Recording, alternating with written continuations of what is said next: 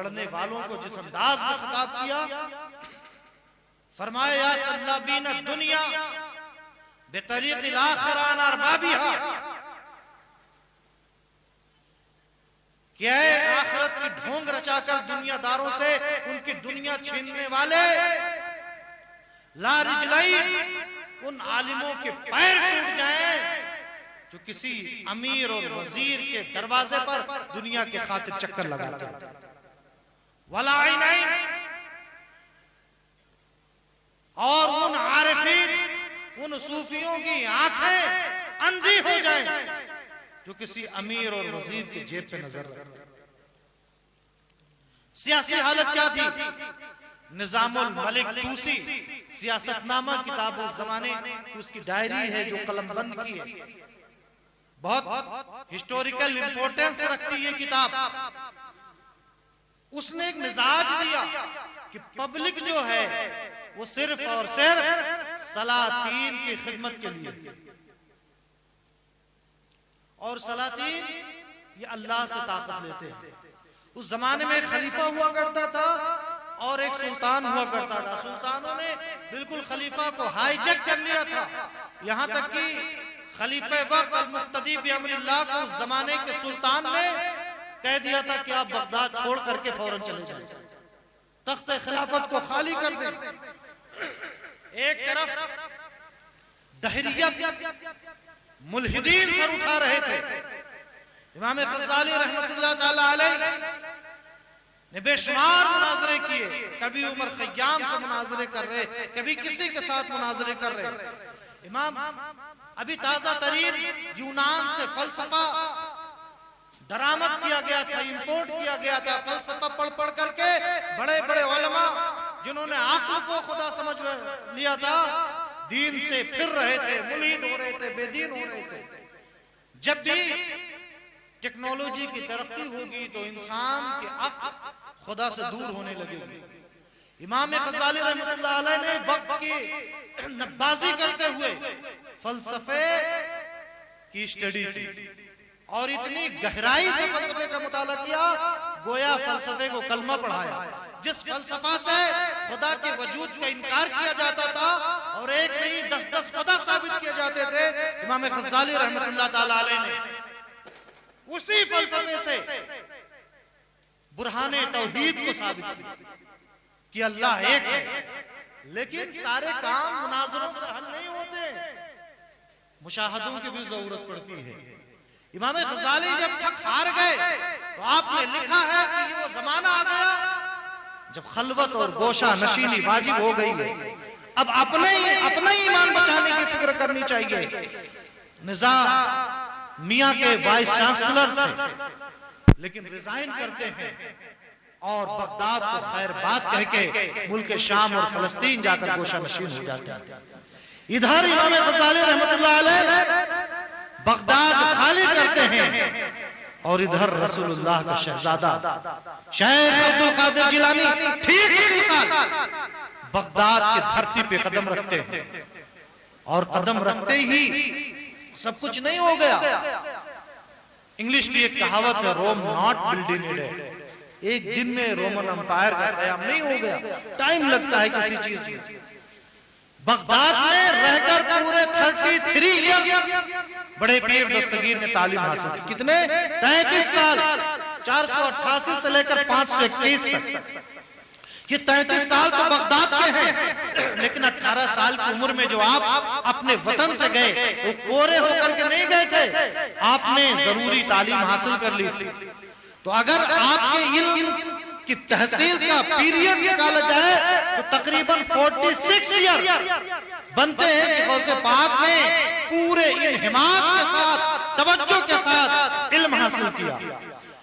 इतना इल्म हासिल किया, खुद फरमाते दरस्तुल इल्म हत्ता सिरतु कुतबन वनिलतु सादा मिन मौला मवाद। मैंने इतना इल्म हासिल किया कि अल्लाह ने मुझे कुतबियत का मकाम अता कर दिया, कुतबियत का मकाम हासिल कर दिया। और आप नसीहत भी करते। आज मेरे लोगों को पब्लिक जरा जिसे 10-20 अंगूठी पहने हुए देखे और लटे और गंदे संदे बाबा नुमा हो उसके पीछे दौड़ने लगती है। चाहे इल्म हो या ना हो। सरकार गौस पाक फरमाते हैं कि हर वो इल्म जो शरीयत की कसौटी पे खरा ना उतरे वो ज़ंदक़ा, वो गुमराही तक पहुंचाता है। आप फरमाते हैं पहले मखलूक से तालीम हासिल करो, उसके बाद खालिक से तालीम हासिल करो। मखलूक से जो इल्म हासिल होता है उसे हिकमत कहते हैं, उसे दानिश कहते हैं, और खालिक से जो इल्म हासिल करता है होता है उसे इल्मे लदुन्नी कहते हैं। इल्मे लदुन्नी का मकाम क्या है कि हजरत मूसा जैसा जलीलुल कद्र पैगंबर, हजरत खज़िर किस कदर मोहब्बत फरमाते थे हुजूर की उम्मत से।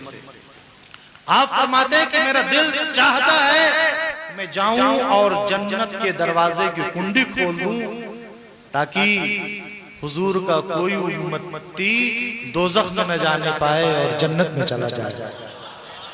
फरमाते दिल तो यही चाहता है कि जाऊं दोज़ख के दरवाजे को बंद कर दूं ताकि मुस्तफा का कोई उम्मती दोज़ख में न जाने पाए। आपकी जो तालीमात है, आपका मकाम और मर्तबा बहुत बुलंद है। कुतुब की तारीफ में अल्लामा सैयद शरीफ जुरजानी कहते हैं कुतुब की मिसाल इस दुनिया में वही होती है जो जिस्म रूह की मिसाल है। एक कुतुब को हजरत जिब्रील, इसराफील, मीकाईल, इस्राईल अलैहिस्सलाम की ताकतों से हिस्सा मिलता है और ताकत मोहम्मदी से भी उसे हिस्सा मिलता है। और वही कुतुब जब तरक्की करता है कि जहां कोई परेशान हाल पुकारे तो उसकी पुकार को सुने, तो यही कुतुब तरक्की करके गौस बन जाता है। याद आए दस्तगीरी कोई मेरे दिल से पूछे वही आ गए मदद हो, मैंने जब जहां पुकारा। ये तो आपका मकाम कुतुबियत है। लेकिन उलमा ने लिखा है, इमाम रब्बानी मुजद्दिद अल-फसानी अपनी मकतूबात में लिखते हैं कि अल्लाह की बारगाह में सबसे बड़ा मकाम और मर्तबा अगर कोई है तो अबदियत का मकाम है। जिसकी बंदगी जितने ज्यादा कामिल होगी अल्लाह तबारक व तआला उसे उतने ज्यादा मकाम और मर्तबा अता फरमाएगा। और क्यों ना हो, हदीस पाक में है प्यारे आका और मौला सल्लल्लाहु अलैहि वसल्लम फरमाते मन तवाज़ा लिल्लाह रफ़अहु अल्लाह, जो अल्लाह के लिए तवाज़ु अपनाता है, आजिज़ी अपनाता है, अपने आप को कम बना करके पेश करता, अल्लाह उसे दर्जों बुलंद फरमाता है। बड़े पीर दस्तगीर कितने तवाज़ु पसंद थे। आप लिखते हैं, सरकार गौसे पाक लिखते हैं कि अगर अल्लाह की मखलूक में किसी पर आपने जुल्म किया फकत तकब्बर, तो तुमने तकब्बुर किया। मुतकब्बिर सिर्फ अल्लाह ही की जात है, तकब्बुर उसी को ज़ेब देता है, बाकी बंदों को तो बंदगी ज़ेब देती है ना। आप फरमाते हैं इदा अज़्ज़न अल मुअज़्ज़िन, कि जब मुअज़्ज़िन ने अजान दी और आपने अजान का जवाब नहीं दिया, जवाब देने का मतलब ये नहीं कि तकबीर कहे तो तकबीर कहो, शहादत कहे तो शहादत को दोहराओ, हय्या अला सलाह हय्या अल फलाह कहे तो लाहौल भेजो, ये भी जवाब है। लेकिन गौसे पाक आगे तशरीफ फरमाते हैं कि ये जवाब नहीं है, अजान का जवाब ये है कि मुअज्जिन अजान दे तो आप मस्जिद में जाकर नमाज व जमात अदा करें। अगर आपने अजान सुन करके भी मस्जिद का रुख नहीं किया, नमाज अदा नहीं की, फकत तकब्बर, तो समझ लो तुमने तकब्बुर किया। फतुब इल्लाह, तो तुझे चाहिए कि अल्लाह की बारगाह में तौबा। वाह, ये अबदियत है। और बस आखिरी बात कह के गुफ्तगू खत्म कर दूंगा। इंतकाल की घड़ी करीब है, सकरात का आलम तारी है। साहबजादे, आपके शहजादे आपके हुजरे मुबारका में दाखिल होते, क्या देखते हैं? गौसे पाक का बिस्तर अलग पड़ा है, तकिया अलग पड़ा है, और आप अपने रुखसारों को जमीन पर रखे हुए हैं। अबदियत को इस मारे मैं इस पर ज्यादा फोकस करता हूं कि हुजूर अलैहिस्सलातु वस्सलाम को मेराज पर जो आपने सफर कराया, जो मौजज़ा है रहती दुनिया तक, कुरान और मेराज। टेक्नोलॉजी की दुनिया में मेराज मौजज़ा है, साइंस की दुनिया में कुरान मौजज़ा है।